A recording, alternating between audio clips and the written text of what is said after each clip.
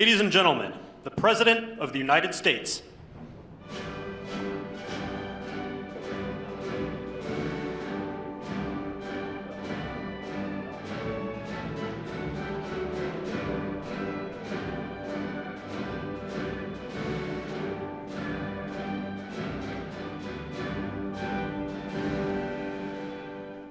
Thank you very much. Thank you. Please.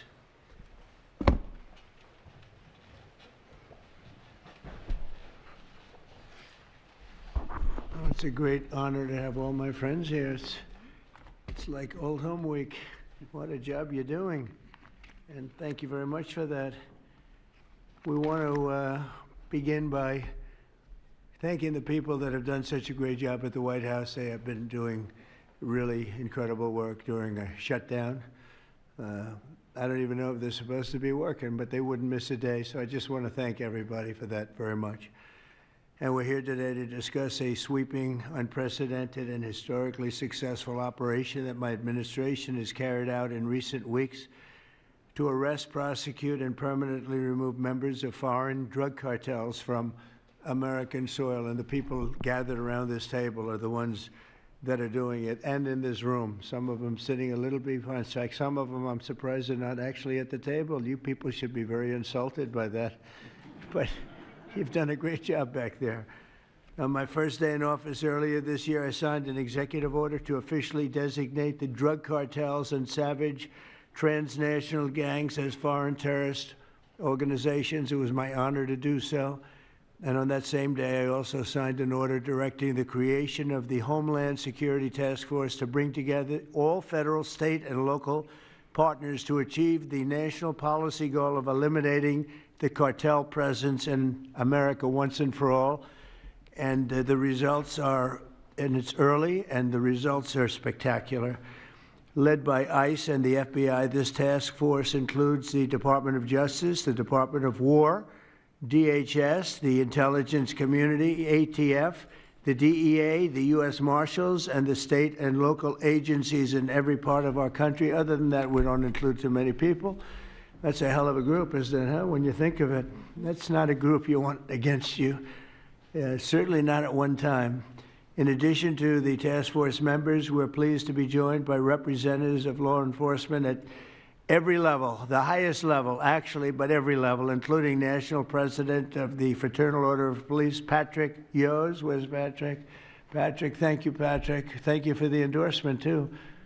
That really hit it off. I would have gotten 98% anyway, but it was still good to have your endorsement. Thank you, Patrick. I don't forget those things. President of the National Sheriff's Association, Chris West. Chris? Thank you, Chris, very much. Great. Good job. Major Cities Chief Association Executive Director Laura Cooper. Laura, thank you, Laura, very much. Major County Sheriffs of America Executive Director Megan Noland. Megan, thank you. Thank you very much. And President of the National Border Patrol Council, my friend, and a very good speaker, by the way. Whenever he gets up and speaks, I say, that guy can really speak. I don't know. I don't want him to run for office. I want him to stay where he is. Paul Perez. Paul? Thank you, Paul. Where is Paul? Hi, Paul. What are you doing over there, Paul? Good job. Good speaker you are, though, Paul. I mean it, too. You've made some incredible speeches, and all from the heart, too, right? Some great ones. Today, you'll hear details from my national security and homeland security teams about the extraordinary historic achievements of this new Homeland Security Task Force since it became fully operational last month in all 50 states. The job they're doing. What we inherited from this past administration is like disgraceful. In a matter of weeks, the task force has made the largest number of arrests of cartel leaders, operatives, and gang members in American history, more than 3,000 and counting. That includes members of the ultra-violent New Generation Cartel, the Sinaloa Cartel, the LNFM Cartel, MS-13 Cartel, and you know MS-13, the gang, and Tren de Aragua, another beauty. That's a group of real garbage we have to deal with, that we shouldn't have to deal with. These are, in addition to the massive numbers of dangerous criminals my administration arrested nationwide since January 20th, numbering over 120,000. It's a record, and 120,000 criminal arrests. Thank you very much. Unfortunately, for 4 long years before I took office, the last administration allowed the cartels and their operatives to frankly take over our country, to freely infiltrate America and all the communities nationwide. Along with transnational gangs, these groups have unleashed more bloodshed and killing on American soil than all other terrorist groups combined. These are the worst of the worst. It should now be clear to the entire world that the cartels are the ISIS of the Western Hemisphere, in addition to their monstrous violence, such as cutting off heads, burning their enemies alive, and burning innocent people alive, too, by the way. The cartels control large swaths of territory. They maintain vast arsenals of weapons and soldiers, and they use extortion, murder, kidnapping to exercise political and economic control. Thank you very much, Joe Biden, for allowing that to happen. Biden surrendered he just surrendered our country to the cartels. Don't worry, it gets better. We're taking it back. It's really fast at levels that nobody's ever seen before. But what we had to put up with, what we inherited, was just a disgrace. And while Biden was president, if he was president, I think the auto pen was president, not Biden, nearly 100% of those who infiltrated our southern border did so because they were personally approved. They admitted they were just what happened, assisted by the most dangerous and violent criminal organizations anywhere on the planet. The worst people on the planet they allowed into our beautiful country. Under the Trump administration, we're finally treating the cartels as the core national security threat that they really are. The cartels are waging war on America, and just as I promised in the campaign, we're waging war on them like they've never seen before. All you have to do is turn on your television and you'll see what's happening to them. Past administrations have tried to mitigate this threat, and our objective is to eliminate it. We're not mitigating, we're eliminating. We're getting them out. The bad ones we're putting in prison. We hate to do that because that means we're stuck with them for 50 years or more. In recent weeks, our Homeland Security Task Force has seized more than 70 tons of deadly narcotics, along with more than 1,000 illegal guns. And that's just recently. This is already the most successful anti-cartel and anti-gang operation in American history, and it's just getting started. We have incredible people. A lot of them are in this room with us today, and it's an honor to have them. But we're going to not stop until the threat has been fully and completely eradicated. I want to thank task force members with us today, including a person who's doing a fantastic job, Attorney General Pam Bondi. Thank you, Pam. Thank you. Secretary of War Pete Hegseth. Sounds so much better than Secretary of Defense. I don't know. Do you guys agree with that? I don't know. It sounds, we won the First World War, the Second World War. I would say everything before and everything in between. And then we got woke and we said, well, let's call it defense. I think we like it this way better. It's funny. That's something I thought it would be maybe controversial. And it's only controversial that we changed the name in the first place. It's not controversial at all. It's been unbelievably well accepted, Pete. Hasn't it, right? It's been pretty amazing. I thought it would be controversial. People want to have our country back. People want to do exactly what we're doing right now, and we're getting a lot of credit for it, and we should. I want to thank, though, Pete. You're doing a great job, Pete Hegseth. Secretary of Homeland Security, Kristi Noem. Kristi, thank you very much. Director of National Intelligence, Tulsi Gabbard. Tulsi, good job. And the heads of all of the law enforcement agencies all throughout the room. You're really amazing, the job you've done. To provide additional details on our mission, I would like also to ask General Bondi to say a few words, followed by Secretary Noem, Secretary Hegseth, Director Gabbard, Homeland Security Advisor Stephen Miller. Stephen, you're such a superstar, Stephen. They called Stephen the other day a very bad name, and I said, you should sue them, Stephen. I think he will. I hope he does. FBI Director Kash Patel and Deputy Attorney General Todd Blanche. And I just want to say it's an honor, the job we're doing, and these people are doing absolutely incredible. I'll just add a couple of things. In Memphis, as you know, where the numbers are down in half already, and it's only been about 2 weeks. You're doing a fantastic job there. Thank you. Incredible. Nobody thought it was possible. It was really it was a very sick city. It was horrible what happened there. People would go from, if you're on the board of FedEx, they would ride you 1 block to the hotel. They said you couldn't walk it because it was too dangerous. And they're already feeling better about it. But the best example right now is Washington, D.C. We went from one of the most unsafe places in the planet, I hate to say, but in this country, to a totally safe city. Nothing's crime-free, I guess, but this is about as close to crime-free as you're going to get. And you guys have done an incredible job with that. Every one of you have worked so hard on this one, and it's our nation's capital. And people would go to the nation, they'd go from, I always say, Iowa, Indiana. They'd go from Florida, they'd come up, they want to see the monument. I want to see the Lincoln Memorial. I want to see one of the monuments, any one of them, and they'd go home in a coffin. But not anymore. It's not happening anymore. We haven't had that happen in a long time. It was averaging more than one a week, one person a week. Who would think that's possible? And it hasn't happened anymore. And we have a safe city. We have a city where the restaurants are booming. People are going out. Nobody's being mugged, hit over the head with a baseball bat. None of the stuff is gone. We took out 1,700 criminals, many of them career criminals, many of them given to us by Joe Biden and his ridiculous open borders policy. They came in from jails from all over the world, not just South America, from all over the world. Jails, they came in from mental institutions and insane asylums all over the world, drug dealers, and we got them the hell out of here. They're either that, or if they're so bad, as I said before, we put them in jail because we can't take a chance that they come back. But I want to just say that Washington, D.C. is such an example of what could be done. And now the same thing's happening in Memphis. We're just halfway through the process, and already the numbers are far superior, far better than what we would have thought at this time. And Chicago, I just saw the number. Last week, it was last weekend, 4 were murdered, 11 were shot. And then I have this guy Pritzker's very weak governor. Let me be nice. I'm going to be very nice. He's extremely weak. He's pathetic. I have Pritzker get up and say how great they're doing in Chicago. They're doing very poorly. So 4 were murdered, 4, 11 were shot. I would say, and that was not a bad week for him.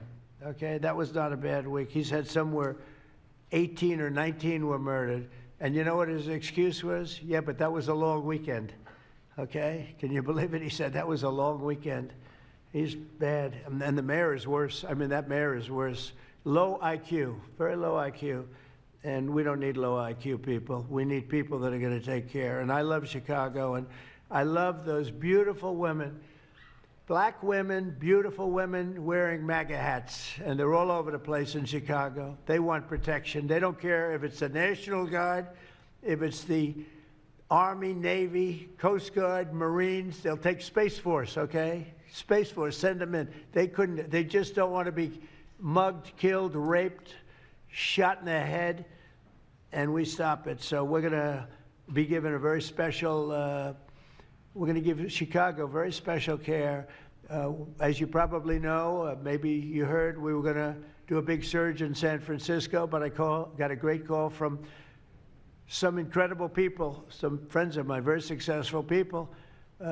Mark, who's, everybody knows him, and Jensen, everybody knows Jensen, NVIDIA, and others called me from San Francisco. And they said, we're working really, really hard with the mayor, and we're making progress. Would it be possible for you to hold off the surge? And I had 4 or 5 calls, and I think they're making progress of their own. That would be the greatest. I mean, if they could do that, that'd be great. And they have great competence in those people. I mean, incredible competence, some of the smartest business leaders. And they're working very well with the police department. They're doing a good job. So we are holding off that surge, everybody, and we're going to let them see if they can do it. I said, I think we can do it much faster. I know we can do it faster. I think we can do it better than anybody. We can take criminals out that they're not going to know about, and probably they don't have the legal authority maybe to do what we can. But I'm okay with it, and we're going to let San Francisco, has the potential to be, it was a great, great city, has the potential very quickly to be a great city again. And these are the companies that are there that are all working, and those are the people that asked me, could you do away with the surge, and let's see how it works. And we'll do that. If we need to, we'll do it. But it's possible that we won't need to, and we will be focusing on other places like Chicago, and we'll have Chicago taken care of very quickly. But just remember, 11 people shot, 4 people murdered, okay? And that was this weekend, and that was Chicago. And then you'll see Pritzker get up and talk about, well, we have it under control. They don't have it under control. Just the opposite, it's getting worse. So we'll take care of, as soon as we give the go-ahead, which is all I have to do is give the go-ahead. We won the big court case the other day on the National Guard. That was a good case. Same thing with Portland, speaking of that, because that's where we won it. But, I mean, I looked the other night, Saturday night, Portland is like burning to the ground, and these people are saying, it's just friendly stuff. The whole place is burning to the ground. So we'll take care of that one. That's like an insurrection more than it is anything else. That's crazy. Portland's crazy. And then you listen to these radical left people talking about it's really okay. You're seeing things. You're really seeing things. So we're going to take care of Chicago. We're going to take care of Portland. We're going to take care of Memphis. We're proud of D.C. There's nothing to take care of anymore, but we're not going to let it ever go bad. It's never going to happen again, our nation's capital. And with that, I'm just going to tell you that Pam Bondi has done a fantastic job. And Pam, would you say a few words, please? Thank you, President Trump, and thank you for your leadership. And this is all about collaboration. And around this table, I'm looking around this table, we all work so well together. I don't think another administration in our nation's history has worked so well together. We talk constantly, Secretary Noem, Tulsi, Pete, constantly, but also all of our agencies working hand in hand, and that's why this is so successful. And these people around this table are working 7 days a week, 24 hours a day, even though the Democrats have tried to shut down the government. Terry Cole, I'm laughing because you're around the clock, you're all over the world. Director Patel, you're unstoppable, what you're doing around this country. Gowdy Serralto, U.S. Marshal, Rob Sakata and Dan Driscoll wearing your ATF hats. Rob, I was on the texting, Todd Blanche and I were on the texting you at 1 a.m. on cases. I mean, that's how committed all of these people are to just keeping all of our citizens safe. And that's what it's all about. And this project is the brainchild of Stephen Miller. And you are doing so much to keep our citizens safe, our kids safe, and get these drugs off our streets. Like the mayor of San Francisco and I are going to be meeting on fentanyl in a few weeks and working hand in hand on that. Secretary Noem spoke to him. But the results of this last month have been historic. As the president said, in the last month, think about this, 3,200, more than 3,200 violent gangs and drug dealers have been taken off the streets. Off the streets. Now, Director Patel and all of these agencies have also been working so hard on getting the leadership. But we are getting all the gang members off the streets and the drug dealers, Sinaloa, CJNG, MS-13, and more, TDA. 91 tons of drugs have been seized as a result of this task force. We tried to put this in perspective for you. This would be filling 4 18-wheelers. 4, all the drugs just in the last month that have been taken off the streets. 58,000 kilos of cocaine. Think about a big backyard swimming pool. That would fill 1.5 swimming pools. Just the powder cocaine that has been removed, saving lives this last month, thanks to all of these people around the table. 2,300 kilos of fentanyl powder and 2.1 million fentanyl pills off the streets. And as the president said, more than 1,000 illegal guns. The Biden administration was, for way too long, all of these great law enforcement officers surrounding the table were not able to do their jobs. What they've said is now they've been uncuffed. They can do their jobs now. We've been watching transnational gangs grow in our country, become organized, set up infrastructure in all of our states, but no longer under President Trump. We are destroying the infrastructure, and we're no longer on defense. All of these great men and women are on offense, so they better get ready. We're dismantling the cartels, and we are taking the leaders into custody and all of the gangs. We are going to supercharge this work. This is not a pilot program. This is permanent. We are here to stay. And Secretary Hegseth, we couldn't do this without you and the Department of War. Thank you all so much for everything you're doing around this table, working tirelessly. And President Trump, thank you for giving them the ability to do it. Thank you very much. Thank you. Mr. President, since the year 2000, we have lost over 1 million Americans to drugs, to overdoses, to these cartels that have proliferated that kind of a disease on our people and have gone to war with our next generation of Americans. When you signed the executive order that was protecting the American people from invasion, what you did is that you took these cartels and gangs that we've known for decades and you declared them to be what they really are, and that's terrorists. You declared war on them, and you didn't say we were just going to fight them. You said we are going to destroy them. And everybody around this table is so honored to be here to work with you to destroy these terrorists that have been killing Americans for years and getting rich off of it. I'm so proud of the work that was done just in the September surge. You referenced that earlier. We had over 400 operations that went down in those first 43 days of the Homeland Security Task Force in operations that brought, as Pam referenced, 3,200 terrorists to justice, got them off the streets. Sir, we also have had over precursors and chemicals that were brought in. We've had the work at the southern border. We've got Border Patrol here at the table with you. Fentanyl has been cut down by 50% coming into this country over our borders. We've continued to work not just nationally, but internationally and on our maritime borders as well. The ICE agents that have so much violence against them and threats against them, sir, they get up every day ready to work with this task force to be able to keep people safe. And then we've got Coast Guard, who's been doing just a ton of our incredible interdictions out on the seas and the waters in cooperation with operations that you've targeted in the Caribbean with the Department of War. And sir, I just want to thank you for the leadership you put at this table, for your cabinet members, for Stephen Miller, for putting this in place to make sure that what you did when you consolidated the Homeland Security Task Force, you took 1,000 other task forces that were already established in the federal government and you streamlined them into this room, into this group right here, so that we can look at each other in the face every day and say, what's our problem? How do we address it? How do we fix it?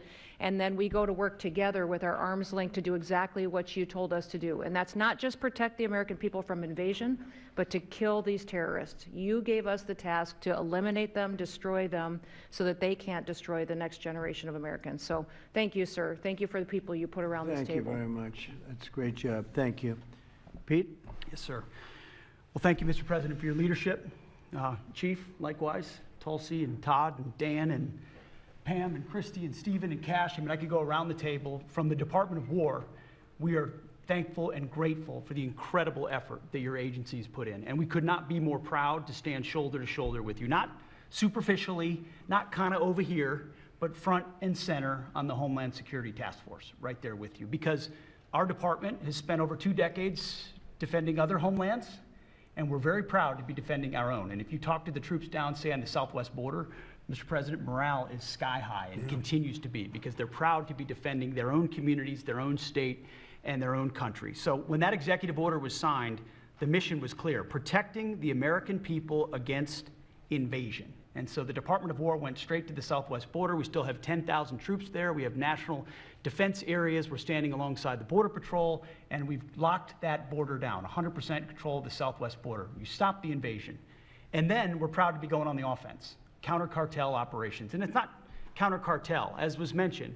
These are designated terrorist organizations, foreign terrorist organizations. Our generation spent the better part of 2 decades hunting al-Qaeda, hunting ISIS. Well, as the president said, this is the ISIS, this is the al-Qaeda of the Western Hemisphere. They intimidate, they terrorize, they extort, They poison the American people. The president's right. Every boat we strike is 25,000 Americans whose lives are saved because of the drugs that were headed in our direction. So our message to these foreign terrorist organizations is we will treat you like we have treated Al-Qaeda. We will find you, we will map your networks, we will hunt you down, and we will kill you. And you've seen that evidence in the maritime domain, whether it's in the Caribbean or in the Pacific with the last 2 strikes. We know exactly who these people are. We know what networks they work with, what foreign terrorist organizations they're a part of. We know where they're going, where they originated from, what they're carrying. And they know we know. And that will soon start to change the calculus of these boats. So the critique of this is, of course, as often is the case, wrong. We know our authorities. It's locked tight. And we're going to treat them like foreign terrorist organizations on the offense. So the Department of War is not going to degrade or just simply arrest. We're going to defeat and destroy these terrorist organizations to defend the homeland on behalf of the American people, making the jobs of law enforcement safer in the process, making the communities of Americans safer in the process. We think it's a very core mission of the Department of War, and we're proud to be here, Mr. President. Thank you very much, Pete. Thank you. Tulsi, please. Yes, thank you, Mr. President. The key reason that you are hearing about these incredible effects is, number one, the team that you've assembled here and the leadership and the tone that you have set, first and foremost, about keeping the American people safe. The intelligence community plays a critical role in being able to support our law enforcement at the federal, state, and local level to make sure that they're armed with actionable intelligence to be able to actually go after those who threaten the safety and security of the American people.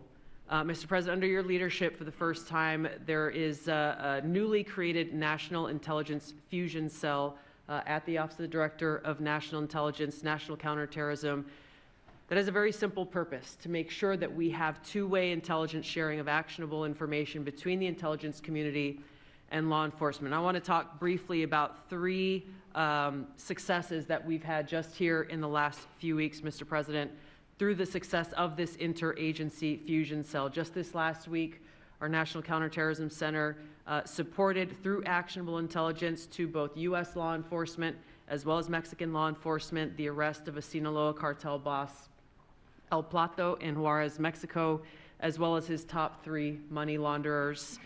In a separate and recent successful interagency operation, NCTC worked closely with the U.S. Marshals Service that led to the arrest of another dangerous Sinaloa cartel member responsible for tracking huge amounts of cocaine and hundreds of thousands of dollars in this single incident with drug proceeds through his network.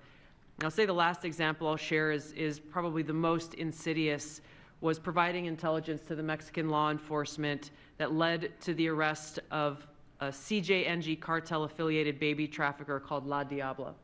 Her whole money-making operation was centered around luring pregnant women, performing illegal C-sections, harvesting organs, and selling newborn babies. Mr. President, it's your leadership that has made all of this possible. I can tell you, in the midst of this government shutdown, our folks, like everyone around this table, are working 24/7 without pay and eager to get after this because they believe in your leadership and the mission that you have presented to them. Thank you, Mr. President. I'll hand this off to Homeland Security Advisor Stephen Miller, the leader of this task force. Let me just say, Mr. President, that this country was going to die without you. This country was going to actually die without you. That's what we were facing in 2024. We've been invaded for 4 years. Our communities were sinking. Our public safety had gone to zero. Cartels were running entire communities. Sex trafficking, child trafficking, labor trafficking was out of control. Overdoses were out of control. The cartels were claiming more and more territory. City services were buckling. This was a country on the verge of dying, and you alone saved it. And when you stepped forward originally in 2016, you started the movement to make America great again, and that means make America great again in every way, and that means safety and prosperity and peace and freedom from cartels and crime and gangs. And your vision and your leadership in declaring war on the drug cartels is the single most successful public safety initiative in American history. And I need the media to understand what President Trump has done. People have been talking about drug cartels for longer than I've been alive. And everyone has just taken for granted that they can't be touched or stopped. They're too big, they're too powerful, they're too evil, they're too murderous. They can operate with impunity. And in just 9 months, President Trump is the only American leader, not just in our lifetimes, but ever, to actually take the fight to the drug cartels, to actually seek their eradication. And it is happening. And so while the Democrats are shutting the government down and fighting for free health care for illegal aliens, look at what President Trump has assembled here. He's assembled a team under his vision, direction, and leadership that is saving hundreds of thousands of lives. Hundreds of thousands of lives. And only President Trump could have done this. And I will say one last thing, which is that his courage has been an inspiration to everyone else in this room. There are people in this room, I'm looking at, for example, at Todd Lyons, who have been relentlessly doxxed and harassed and threatened. But when they see President Trump's courage, what he's been through for 10 years to save America, when they came after his family, his businesses, his safety, his freedom, everyone at this table knows we can give whatever it takes to get the mission done. So President Trump, thank you for your leadership, your boldness, your courage, and your vision. We're honored to serve underneath you. Well, I want to thank you, Stephen. And I have to say that, I've been making the rounds. I'm leaving tomorrow for some very big meetings, including with the president of China, where I think we're going to come out very well, and everyone's going to be very happy. But everybody said the same thing. A year ago, we had a dead country. We were a dead country. We really were, in a lot of ways, not just this. We were dead as doornails on this, but we were a country that was in serious trouble and beyond that. And we have the hottest country anywhere in the world right now. The whole world is talking about it. We have the hottest country anywhere in the world. We're going to clear up this crime in our cities. We can do it quickly, too. They showed how quickly we could do it in D.C. It was a real bad place. It was a real mess. Dirty, filthy, disgusting, graffiti all over the place, tents on every ounce of parks that we had. Just disgusting. And I rode around last weekend. I rode around the city. I felt very safe in that car, but, I would have done it without it. I wouldn't need that car so much anymore, I will tell you. But the place was clean.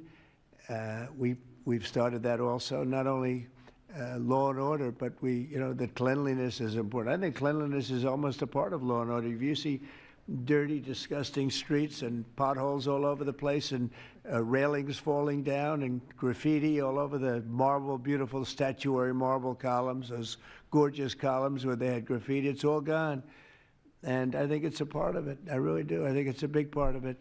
But we have a city that we can be proud of. We're going to be that way with every city we have. That's why with San Francisco, I wish them luck, but we could do it so much faster. I told the mayor, I love what you're doing. I respect it, and I respect the people that are doing it. They're the biggest people in the country. They're the biggest people in the world. A lot of the high tech. Some people like them, some people don't, but they're smart, and they want to do it. And I said, I am so honored to let you do it. And if it doesn't work out, we'll do it for you very quickly. But I just want to thank the people around this table are amazing. Cash, please go ahead. Mr. President, I'll just keep it short, but I think what the media should realize is the amount of courage it takes to do this. And you led that mission. You led it during your campaign, and you brought it to the American people. I think the media should focus on some of these numbers the Attorney General just riled off. Those aren't numbers, those are lives. Lives saved by the millions, enough enough fentanyl to kill over 200 million Americans, gone, evaporated off our streets permanently. Your vision to safeguard American freedoms and our children and our future is the most courageous thing I've ever seen a president of the United States ever do. And your ability to marshal it out in 8 months, these statistics would have taken other administrations decades. And the partnership that you see around the table, I just want to, sum it up with the following. When I call these folks around the table, when I call our state and local law enforcement partners who have been absolutely critical to this mission, when Stephen Miller called me and said, we're going to create the Homeland Security Task Force and the FBI and DHS are going to co-lead it, I said, absolutely. The country's been yearning for this and needing it. And the one thing I see different than any other administration is when I call these people, they pick up. I don't get a voicemail. When I make an ask, they answer, and the same is true. And so the FBI is playing a pivotal role in your administration in helping lead out this mission, and Stephen's vision has finally come to life. And instead of attacking the people at this table, maybe the media should go out there and talk to the lives that have been saved forever. and the communities that have been safeguarded, because it takes courage to do that. It takes courage to implement that plan, and it takes a president and President Trump to put a leadership team like this together. We are actual friends, and I know the media doesn't want to call us that, but we do that. We do hang out. We do work together. It's a 24/7, 365 mission that doesn't turn off, Mr. President. And as Stephen said, we're inspired by your leadership, and this country's thankful for these 8 months, and I can't wait to see what the next 4 years looks like. Thank you very much. Thanks, Cash. Great job. Todd, please.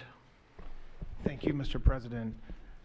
The number that I think matters, over 3,266 terrorists have been taken off the streets in 2 months. And for each of those arrests, there's anywhere from between 4 to 20 law enforcement agents, federal, state, and local, executing those arrests. And that means every one of them are putting their lives on the line to make these arrests, to make our communities safer. And so what I will say to them is thank you, but also what I will say to them is that to the extent that there are politicians, as recently as today, suggesting they are doing something wrong. We have governors, district attorneys, mayors, and even congresswomen suggesting that our federal law enforcement and the state and local law enforcement that are helping them are doing something wrong. That is disgusting and something that we will not tolerate. That every day Attorney General Bondi and I talk with all of our partners, making sure that they know that if any one of our federal agents, our state or local agents working under the HSTF banner are even touched by any of these terrorists or rioters, they will be prosecuted to the fullest extent of the law. When politicians aid these terrorists by trying to give them comfort or protection or suggesting that somehow our men and women are doing the wrong thing, same problem. We will not tolerate it, Mr. President. So thank you to all of our state and local men and women that are helping us, and our federal law enforcement officers that are literally putting their lives on the line every single day. We will always protect you. Thank you, Mr. President. Thank you very much, Todd. A really good job you're doing, too. Thank you. Any questions maybe pertaining? Mr. President. How about pertaining to this for a little while? And whoa. Would you have any questions of these incredible people? Mr. President. Mr. President. Yeah, go ahead, please. Go ahead. Thank you. Mr. President, thank you. Good to see you. If I could just ask both of you, including Secretary Hegseth, there's reporting the U.S. just sent B-1 bombers near Venezuela to ramp up some military pressure there. Is that accurate, and can you tell us more about that mission? No, it's not accurate. No, it's false. But we're not happy with Venezuela for a lot of reasons, drugs being one of them, but also they've been sending their prisoners into our country for years under the Biden administration. Not anymore. We have a closed border. We had actually nobody for the last 4 months, I guess 5 months. They say they report nothing. They report zero. I don't know if that can be possible, but we'll accept it, right, fellas? But we have closed borders. We have people coming into our country, but they only come in legally. We have the strongest borders we've ever had. We might have the strongest borders of almost any nation right now. And that's a big difference from what it was 2 years ago when everybody was pouring in. But we're very unhappy with Venezuela because of what they've done. They've emptied their prisons into our country. Nobody can do that. Only a stupid person would have accepted it. And that's what we had running our country, very stupid people. So we're not happy with Venezuela, I will tell you. Yeah. Mr. President. Mr. President, thank you, President Trump. Yeah, you okay? Yes. On fentanyl. I'm saying, we're going to lose Sorry him. about that. On fentanyl, we have President some Trump. good medical help right over there. That's all right. On fentanyl, according to CDC data, nearly 330,000 Americans died over the past 5 years from fentanyl. That's 1 in every 1,000 Americans who died. It's more than that, but that's all right. Yes, It's I more. know you think it's even more. I'll be discussing that with President Yes, Xi. so that's actually my question. I figured it was. I was wondering, since it mostly comes from China and has caused such carnage in the U.S., what are you going to say to convey the seriousness? And also a second question for you or Secretary Hegseth. Is there any evidence that China is now smuggling fentanyl through Venezuela to bypass U.S. and Mexican port controls? They are doing that, yes. But they are paying right now a 20% tariff because of fentanyl. That's billions and billions of dollars that they're paying. We're actually, on November 1st, the tariff on China goes to 157%. which is record-setting territory. And we don't want that because it's not sustainable for them. They can't sustain that. We don't want them to have to go through that. So I'm meeting with President Xi, and I would say we have some big issues, like with the farmers and various other things, but the first question I'm going to be asking him about is fentanyl. And if you think about it, they make $100 million. Think of this. They make $100 million selling fentanyl into our country, $100 million. They lose $100 billion with the 20% tariff. So it's not a good business proposition. It's $100 billion approximately that they have to pay. It's a big penalty to make $100 million. So I think they want to do something. They want to put it on the list. It's on the list. It's one of the things we're talking about, and I'm putting it right at the front of the list. So they pay a very big penalty for doing that, and I don't think they want to be doing it. And we'll see what happens at the end of next week, because I'll be meeting next week, as you know, along with we're stopping in Malaysia, we're stopping in South Korea, we're stopping in Japan. I'm meeting with President Xi actually in South Korea. So it'll be the first thing on the list. Yeah, please. Yes, Mr. President. On the drug boats, sir, has there been any discussion about capturing one so that you can show the amount of narcotics? We know everything about them. Yeah, Jennifer. We know everything about them. We know where they're coming from, who they're coming with, generally who's in the boat. I'll let Pete discuss it a little bit, but they have incredible intelligence. And, you know, usually when you see 5 engines, I've never even seen that before, but when you see 5 engines on a boat going about 65 miles an hour, loaded up with white powder in silver cases, generally speaking, that's not a good sign. They're not going fishing, right? And you don't see any fishing rods, right? So, Pete, I'll let you discuss that a little bit, please. Well, yes, sir. Likewise, generally you don't see fishing in submarines either, sir. So the U.S. military, as I mentioned, nobody better in the world at mapping networks, identifying who's connected to who inside terrorist organizations. It's just the media is used to hearing that when it pertains to Afghanistan and Iraq and ISIS and Al-Qaeda. But if you reframe how you understand the world in our own hemisphere, that's exactly what these foreign terrorist organizations are. And so we will track them, we will map them, we will network them, and we will hunt them and kill them because they're trying to and they are killing and poisoning the American people. And inside that, we have all the license necessary, all the authorities necessary to take these kinetic strikes, and we'll continue to take them. And we've been, you know, just to add, because I think it's important, we've been capturing them for years. You know, it's not like, gee, let's capture one. We've been doing that for years, for 25 years we've been doing it. Not at a level like we're doing it now, I mean, just with the hits we're hitting, but we have much more intensity than any administration's ever had. But we've been capturing these boats for years, and they get back into the system and they do it again and again and again, and they don't fear that. They have no fear. The thing I can tell you right now, it's very hard to find any floating vessel right now on the Pacific or in the Gulf, and I would like to call it by its official name, the Gulf of America. Another little triumph of the Trump administration. I said for years, I said, why do we call it the Gulf of Mexico? It's 93%, the shoreline is 93%, all right, so I never understood that, so I made that change. I never realized how easy that was going to be, other than, I guess, AP fought us in court, and the judge said, but that's the name. And actually, they were sort of semi-prohibited from even covering us after that. It was pretty amazing. But we have the Gulf of America, and there are very few boats, very, very few boats, not even fishing boats, to be honest. I don't want to do that to the fishing industry, but it's been so effective. And our sea drugs, as they call them, they use the term sea drugs, the drugs coming in by sea, are like 5% of what they were a year ago, less than 5%. So now they're coming in by land, and even the land is concerned because I told them that's going to be next. You know, the land is going to be next, and we may go to the Senate, we may go to the, you know, Congress and tell them about it, but I can't imagine they'd have any problem with it. I think, in fact, while we're here, I think it's a good idea, Pete. You go to Congress, you tell them about it. What are they going to do? Say, gee, we don't want to stop drugs pouring in. They're killing 300,000 people a year. I think that's the real number, 300,000 people a year. So between that and my discussion with President Xi, I think we're We have never made progress like we've made. The sea drugs are almost dead, and they can't come in that fast from the land.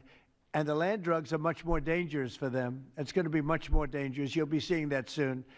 So that's the way it is, yeah. Go ahead, please. Yeah, go ahead, please. With the glasses, go ahead.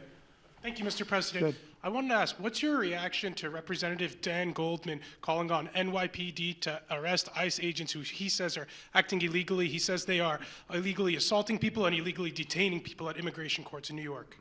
Well, you know, I know Dan, and Dan's a loser, you understand. He's a guy that doesn't have what it takes. He's been trying so hard, and they're exhausted. I mean, it's so ridiculous, right? A suggestion like that. So, you know, they're just trying so hard, and it's not working.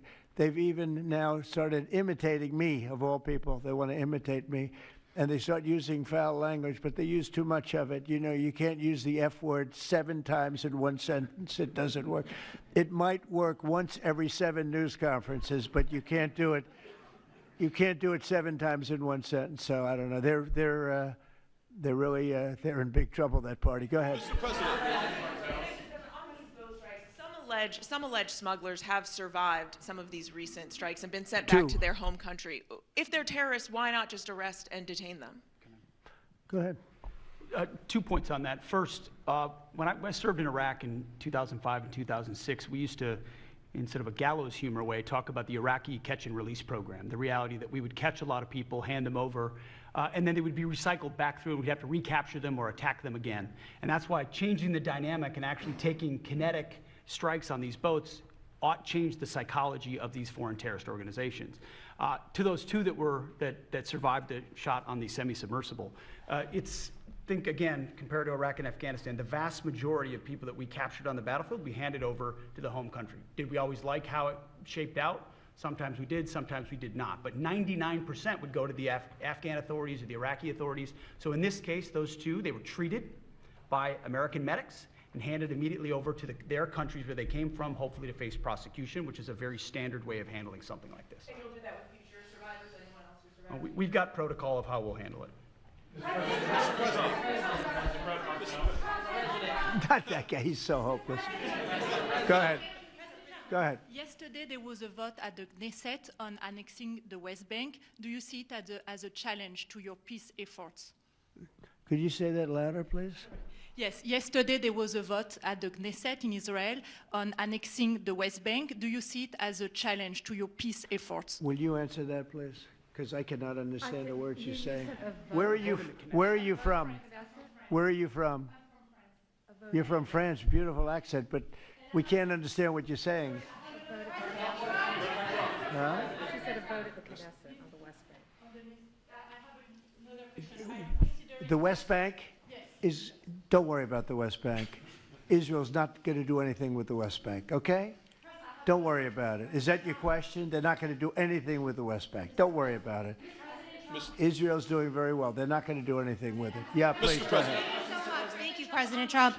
Are there any safeguards in place to protect Americans from fentanyl and cartels when you leave office in 2028? Any protocols that could be put in place in case a future administration comes in that wants open borders? And I also have a question for the Secretary of War as well after your answer. Well, the biggest thing we can do is make sure they don't come in, because open borders, they would destroy. It's amazing that our country is even surviving with what we went through, coming in by the millions and coming in from the wrong places. You know, I know all these people that run these countries, and they're smart. They're very street smart, and they're not sending their best, you know. They're not sending, they're taking them out of their prisons and their mental institutions, as I say over and over again. They're the drug dealers. They're the drug addicts. They're people that don't work. I mean, the best of them are people that don't work. They don't work. They're on welfare, their form of welfare, which is tiny. You know what their form of welfare? They give you a piece of paper. But they want people that work. They don't let those people come out because they want those people. You know, they cherish those people. Those are the people that make their country run. They give us all of the people that don't work and are murderers. 11,843 murderers came in. 11,800, many of them committed, more than 50% committed more than one murder. Now, why do we want them? Why would Biden and that group of thugs that he had working for him, why would they accept these people? Why would he accept? Nobody understands it. You know, they say maybe they wanted the vote, but I did great with the Hispanic vote, but these are people from all over the world. Why would they do it? So one question, no matter what I do, I can't, you always like to know the opponent. You have an opponent. What are they getting at? And usually you can.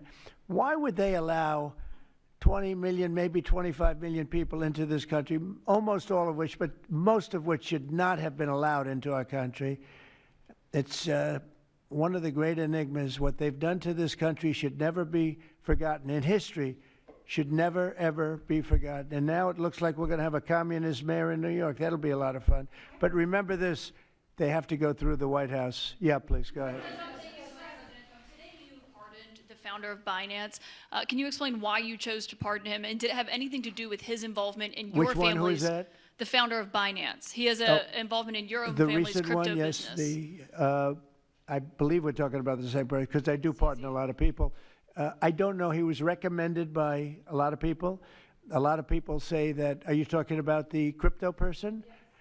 A lot of people say that he wasn't guilty of anything. He served 4 months in jail, and they say that he was not guilty of anything, that what he did, well, you don't know much about crypto. You know nothing about nothing, you fake news. But let me just tell you that he was somebody that, as I was told, I don't know him. I don't believe I've ever met him. But I've been told by a lot of support. He had a lot of support. And they said that what he did is not even a crime. It wasn't a crime, that he was persecuted by the Biden administration. And so I gave him a pardon at the request of a lot of very good people. Mr. President. Yeah, please. Yes, Daniel. President, thank you so much. This is the kind of question I like. Yeah, right here. the numbers from this task force are jaw-dropping. I wanted to know, this is a question for you and both Stephen, since it was said this is your brainchild. What are the lessons to be learned from the success of the task force, and what are your continued goals with this task force now that you have about 3 years left? Well, the best thing we have going is we have such talent around this table. I could go over every one of these men and women, and we have unbelievable talent. They've got the naturals, you know, like somebody that hits a baseball or a golf ball or a, you know, that you see more, it's more evident. It's beautiful because it's sports. You can tell somebody right away, are they good or are they not? These people are the most talented people at what they do.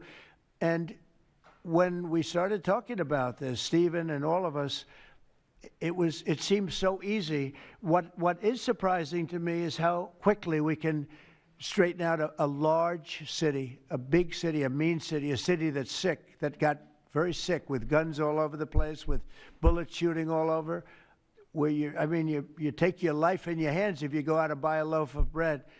That's not America. That's not our country.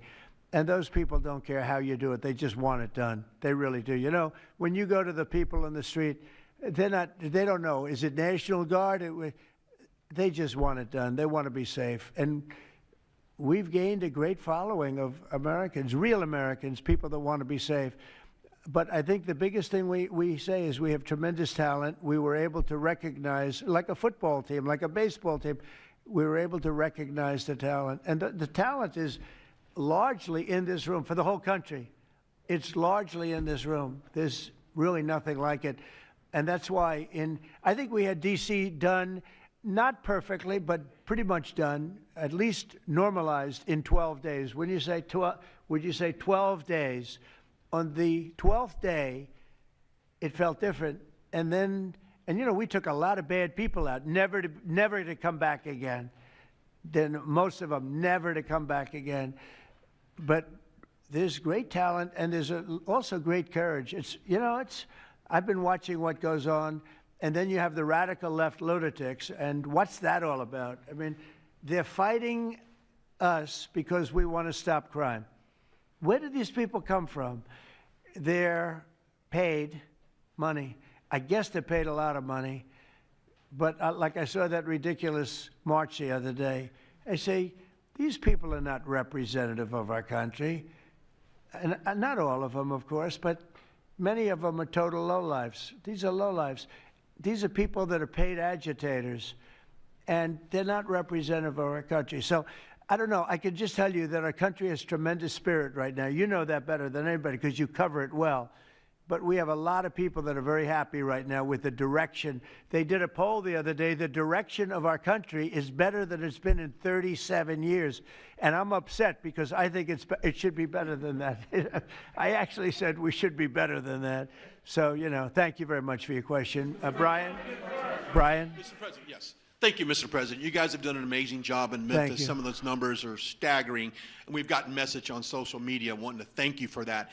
But I think, can you talk about the number of missing children you guys have discovered in Memphis? That's amazing. Well, it's hundreds of thousands were lost through Biden and the Biden administration. And we are getting a lot of them back, but they're either dead, they're slaves, they're captured in some form. But think of it, hundreds of thousands we're talking about. Not even believable. And they came in through the border. They were sold. They were bargained for, and this was all Biden, meaning Biden and Obama, the same, you know, the same mentality, frankly. I think it's the same mentality. Let me tell you, Barack Hussein Obama was a lousy president. A lot of bad things happened. Remember when they used to talk about Trump with the jail cells? Well, he built the jail cells for the children. He built those jail cells. Remember that came out? But, sir, they were built in 2014. You remember when that came out? After me going through that stuff for about 2 weeks, and then they found out it was Barack Obama that built those jail cells. No, these people they were bad leaders. I hope we don't have it again. I hope we don't have it again because, you know, our country's come back a long way, but it can only withstand so much, and we don't want to ever go through that again. We never want to have open borders again. We don't want to have men playing in women's sports. We don't want to have transgender for everybody. We don't want that. We want to have a great country with low interest rates, nice housing, great education, a strong military, the basics. Yes, please. Thank you, Mr. President. In last night's New York City mayoral debate, Zohran Mamdani said he would close Rikers Island if elected. What kind of impact would that have on public safety? Well, it's not good. I guess it's not a very nice place, but you need it. You know, you need something. You have a lot of additional people in New York City that should not have been here. They came here through the open border, through Biden's. You know, I don't know how they even do it. New York City's always been tight for money, and then they spend, you know, $8 billion, and nobody complains about it, on people that just showed up and they just came out of nowhere. Where did they get the money? All of a sudden they have money. I tell you what, we have to keep our prisons very fair and very safe, but you get a lot of criminals. We have a lot of additional criminals. I used to talk about it. They used to say, well, only good people come in from foreign countries. I said, that's not right. I didn't know that for a fact, but it had just started, right? The open borders and people flowing in by the millions. They make our criminals look like the nicest people on earth. That's the only good thing. They make our criminals look like nice people. They are the meanest, the most vicious. Tren de Aragua, you don't get any sicker. They cut people's fingers off because they called the cop. Did you call the cop? Yes. They cut off his finger so he can't call the cop anymore. And then they say, next time we're going to cut off your hand if you cut, because they took over his apartment in Colorado. You know, Colorado, they took over a town, then they took over another town, and you have a weak governor over there. He doesn't know what the hell he's doing, so he lets it go on. But we're getting them out of here. We're getting them all out. They're going back to lots of, not just Venezuela, they're going back to lots of countries. Venezuela would be one, however. Yeah, please. Thank you, Mr. President. Yeah. A moment ago, you said that if Secretary Hegseth went to Congress and briefed them on the operations No, we against will these, go, I said. You will go. And we it will would be go. difficult for them to object. I don't see any loss in going. No reason not to. You know, they'll always complain, oh, we should have gone. So we're going to definitely, I'd like to just tell you, let's go. We'll go. We're going to tell them what we're going to do, and I think they're going to probably like it, except for the radical left lunatics. And Mr. President, if you are declaring war against these cartels and Congress is likely to approve of that process, why not just ask for a declaration of war? Well, I don't think we're going to necessarily ask for a declaration of war. I think we're just going to kill people that are bringing drugs into our country. okay? We're going to kill them. You know, they're going to be like dead, okay? Mr. President. Yeah. Mr. President. Yes, red hair. Thank you. Beautiful red hair. Thank you. I'll tell my hairdresser that. She'll love it. This is a question for both you and the Secretary of War, Mr. Hegseth. Who are you with? I'm with the Center Square. We're a newswire service. With everything that's going on between the narco-terrorists in the Caribbean, and then also with more Chinese, Iranian, Russian ships also taking part in Venezuela. Are you have any plans of expanding operations out of Roosevelt Roads, and in fact, placing some home porting some ships there? Yeah, go ahead, Pete. We're familiar with the location that you're referring to, and we'll make sure that we're properly displaced in order to deal with the contingency we're dealing with there, and also any ways in which other countries would attempt to be involved also. So we can walk and chew gum. We're definitely keeping our eyes on near-peer adversaries at the same time, but we think sending a message on these cartels, these narco-terrorists, is an important inside our hemisphere, which for far too long, other presidents, as the president pointed out, they've ignored our own backyard and allowed other countries to increase their influence here, which only threatens the American people. We're changing that. One big thing that has happened, though, because you mentioned expansion and expand our efforts. So when I was running for office, second term, everybody was talking about the fact that nobody wanted to join the military, nobody wanted to join the great police force. You know, they didn't want to join New York's finest or any of our police forces. They didn't want to join anything having to do almost like with the country, with the uniform.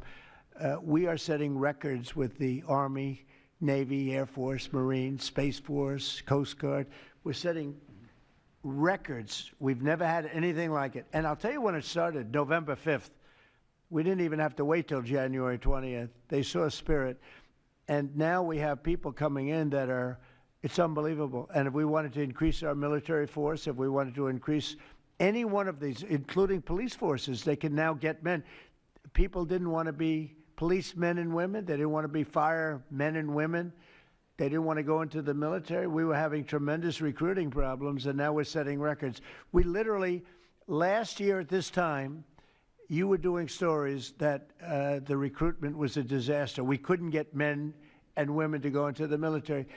Now we have such an overabundance. We've never had, I mean, it's, as I understand it, it's like record-setting recruitment. This is in less than a year. It's been amazing. So this is a good time to expand if we want to do it. And I think we should.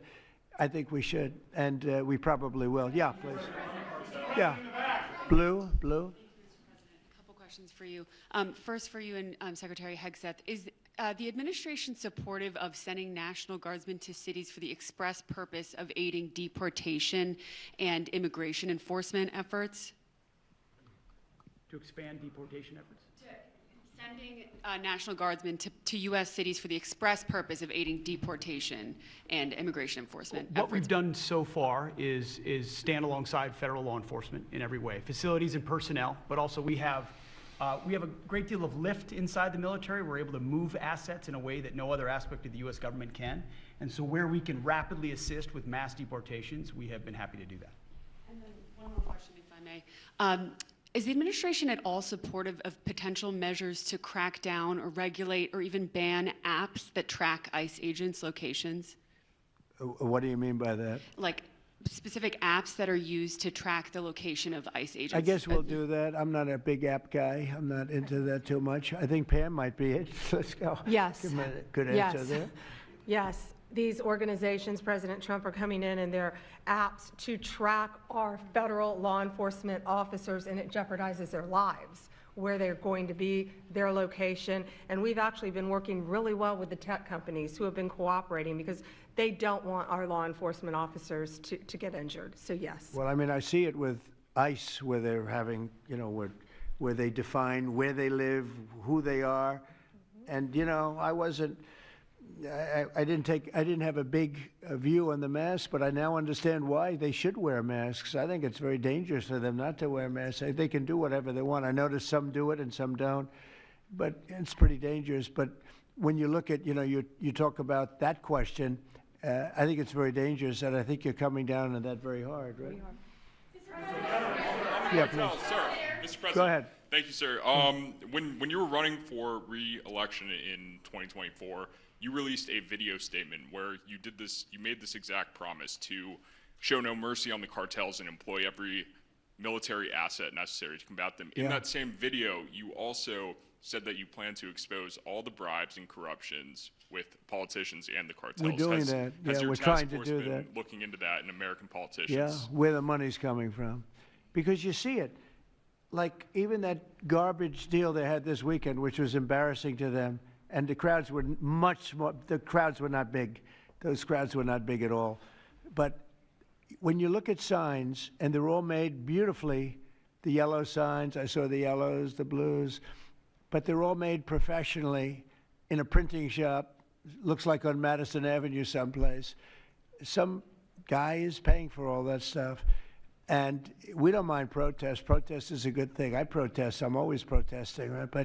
But when you see some of these people are going crazy. They're going crazy because they're getting paid.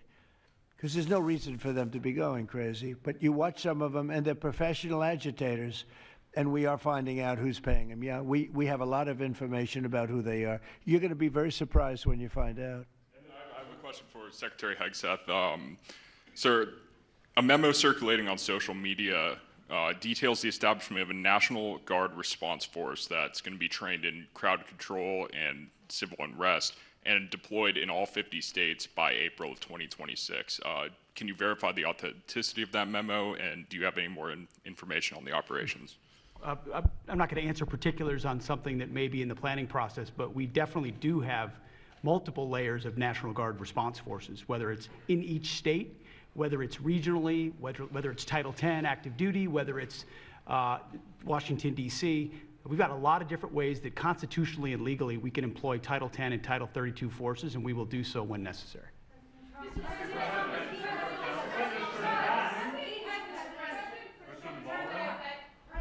you. President Putin basically said today that Russia is immune from U.S. sanctions. He said that it would not impact the Russian economy in any serious way. Is he good. wrong? I'm glad he feels that way. That's good. I'll let you know about it in 6 months from now. Okay, let's see how it all works out.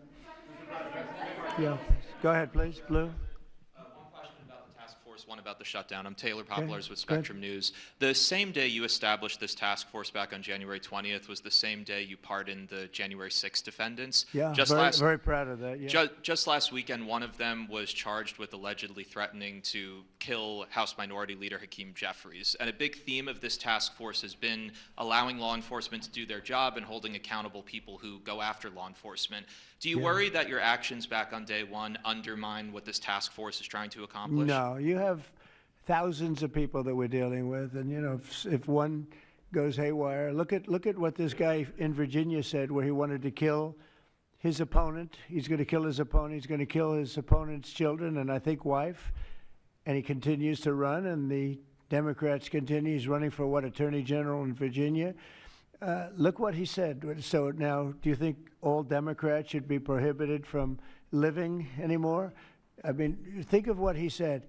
He's going to kill his opponent, and he's going to kill the children of his opponent, and I think the wife. I said, this guy's sick. That is a sick guy.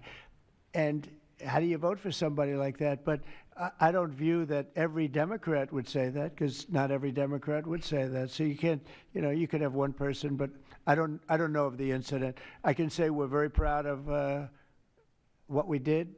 We had the courage to do something that should have been done. The problem, sometimes the Republicans are too nice. They're a very nice party. The Democrats play a much dirtier fight. You know, it's amazing. You go after dirty cops like Comey, and you go after, these are dirty cops. Letitia James is a dirty cop. You go after these people, and they say how horrible you are, and yet I got indicted 5 times and impeached twice. Nobody says anything about that. You know, they say, oh, they actually said the other day, oh, he's trying to indict somebody. I got indicted 4 or 5 times, Todd, maybe more than that. Yeah, I think you could say 87 times if you really think about it, right? With the charges, a bunch of phony guys, but nobody says anything about that. But they mentioned it the other way. No, the Democrats play a very dirty game. It's all they're good at. They're good at a couple of things: cheating on elections and playing very dirty. And they have one good trait: they stick together. They stick together. They stick together through the worst policies that anybody's ever seen. It's unbelievable how they stick together. And I respect them for sticking together, but it's a dead party because their policies are no good. Okay. Brian, we'll do a few more and we'll go home. Wonderful. Everybody's going to go home. I'm going back to the Oval Office, however. Speaking of Democrats, there's a report that there's a grand jury on Adam Schiff for apparent mortgage fraud. If he is indicted, should he step down as a U.S. Senator? Well, you know, I'm not going to comment on that. I would just say Adam Schiff is one of the lowest forms of scum I've ever dealt with in politics. He's a horrible human being, very dishonest person. I have no idea what's going on. You tell me that he's going to be indicted. I don't know. You could ask Pam. I don't know if she could say it.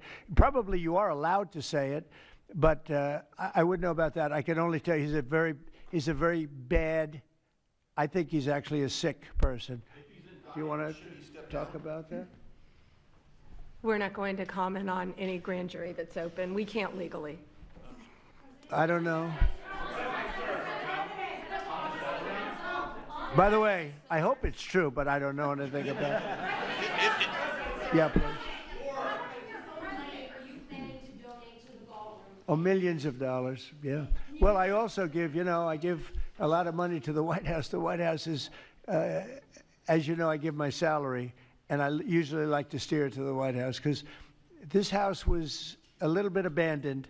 First of all, for 4 years, you had a guy walking around that didn't know where the hell he was. And this house was not taken care of the way it was supposed to be. I take very good care of property. I was very good at that.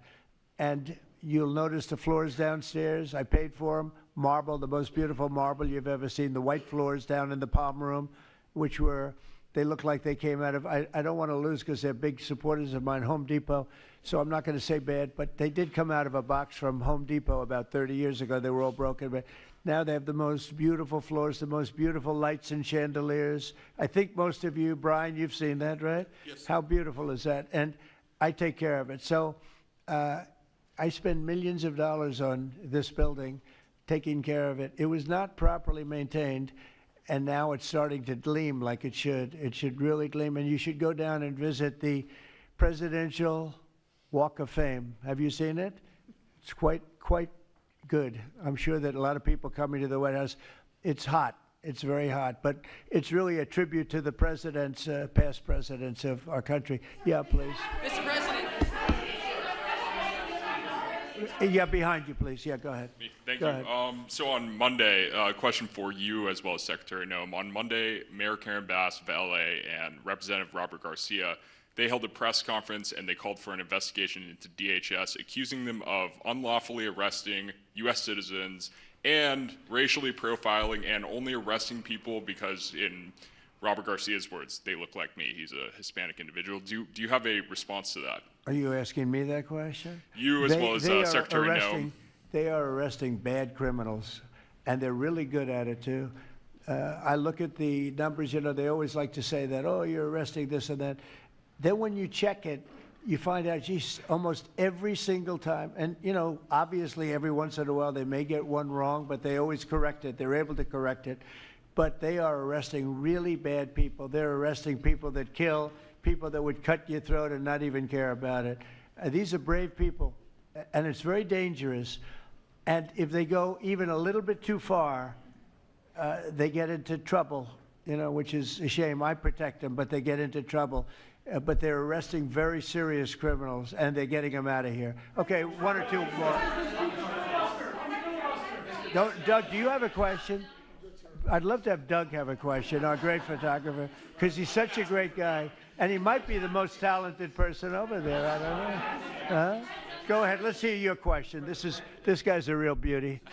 On the cartel strategy, hearing you talk about it as a war, hearing Secretary Hegseth talk about defeating and destroying and the comparisons to ISIS and Al-Qaeda, those efforts took American troops being engaged in foreign countries. Do you think that's ultimately where this is headed with the cartels, having American troops in countries like Venezuela? No, the cartels are very bad. They had a lot of bad people coming in. They were interviewed recently, and they were asking people what their problem was, and one guy said, yes, I'm up for murder. Didn't know what he was saying, obviously. You know, I'm sure his lawyer was not thrilled with his statement, but no, they're rough people coming into those cartels. Those cartels are rough. You look at what happens, the trip up is horrible, especially for women. They're being killed, they're being raped at levels that nobody thought even possible. In my opening speech, I mentioned that, but in a very light way. I mentioned the word rape. Then I found out that you take a look at what happens in those cartels. It's horrible what's going on. And we're doing the world a big service by just telling them, you know, you don't have too many cartels now because they know when they get up here, they're going to be stopped. Under Biden, they were just flowing into the country. It didn't matter what you were, where you came from, what you looked like, what your record. They didn't check records. Millions of people came into this country that should not be in our country right now. We've gotten a lot of them out. It's the single biggest problem that we were given. Inflation, I've already taken care of. Economically, the country is the strongest it's ever been. Thank God for tariffs. If we didn't have tariffs, we'd be a third world nation. But thank God for tariffs. We're the richest nation in the world now because of tariffs. And we're able to economically protect ourselves, and we're able to really protect ourselves from a national security, situation. But we have cartels that, somebody came up with the word cartel. I won't tell you who that person was, but you got a lot of bad people in the cartels. And you could look at a country like Mexico, and I really respect the president. I really respect a lot of the people over there, but a lot of the leadership. But they are in fear in their own country because those cartels are running those countries, okay? And that includes Colombia. Colombia is a drug den. It's a drug den, and it has been for a long time. You got a lousy leader over there right now, bad guy, a thug. But they make cocaine at levels that we've never seen before, and they sell it back into this, and they're not going to get away with it much longer. We're not going to put up with it much longer. Colombia is very bad. Mexico is run by the cartels. I have great respect for the president, a woman that I think is a tremendous woman. She's a very brave woman. But Mexico is run by the cartels, and we have to defend ourselves from that. Go ahead. Let's go with you. Go ahead. Let's listen to this beauty. Shutdown by the time you return from your trip to Asia? Do I expect to have it resolved by the time I return? I don't know. I said long ago we shouldn't have been in this problem. This was September 28th. It came due in Biden's regime, and before the election, September 28th, and they pushed it off into the future. And I was running when they did that. And when you're running, but I did say, what the hell are they doing? That and debt ceiling. They also pushed the debt ceiling past the election date, so that would mean the next president has it. But I did say that I think the Democrats have gone totally crazy, and you don't know what they're going to do because they don't care about the people. They don't. I really think they have no leadership. They have a lot of very low IQ people. Jasmine Crockett is a low IQ person. A lot of them are. I don't want to insult too many of them, but a lot of them are. They have no rudder. I don't think they know what they're doing right now. They've never done this before. They always agreed to go and, called an extension. Let's do an extension and talk. Even today, look at what happened today. They don't want to pay the people that have worked, and, this was supposed to be this was a test, and they wouldn't pay the people that have been working. They said, no, we don't want to pay them. This is all the Democrats. Now, all we need is 5 Democrats, and I know a lot of Democrats that are saying they're more than 5, probably not that many more than 5, but they're more than 5, and all we need is like 5 Democrat votes, so we open our country again. Sad, though. We have the greatest economy in our history. We have the highest stock market. All these things are rocking. We will have, by the end of my first year, more than $20 trillion of investment. The all-time record is $3 trillion. I think it's China. We're going to have $20 or $21 trillion. We've never had anything like it coming in because of tariffs. The money pouring into our country, the plants that are opening, AI, automobiles, everything. And the Democrats want to close our country.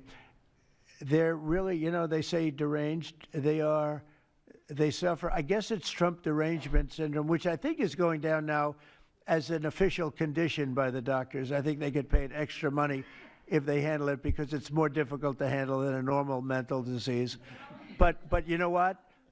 They really should approve an extension, get the country back to work, get the people paid. And, you know, it's very simple. You can't, you just don't know what's going on. There's something wrong with them. Yeah, it's sad, actually. Have you raised the full $300 million needed to fund your? Have you raised the full $300 million needed to fund your ballroom? And how much specifically are you donating to this construction project? Actually, I think $350 million. All donor money and money that we put up. We've raised. It's going to be. It's going to cost right in the neighborhood of $300 million. It's been expanded and made absolutely. It'll be the most beautiful ballroom anywhere in the world, I think. And how much specifically are you donating to it personally? How much am I donating?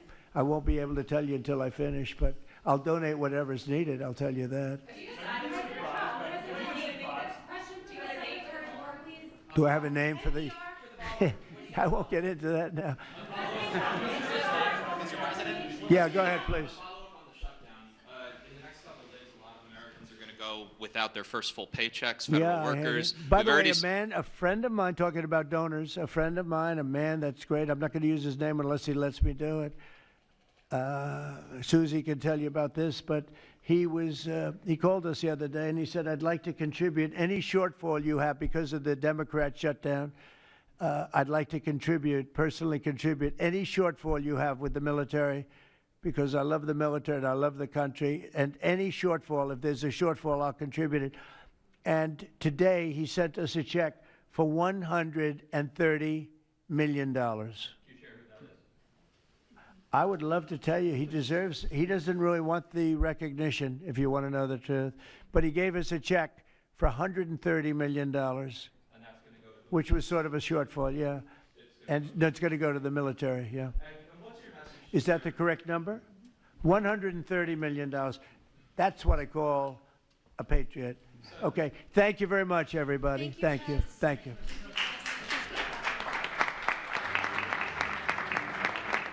Another day.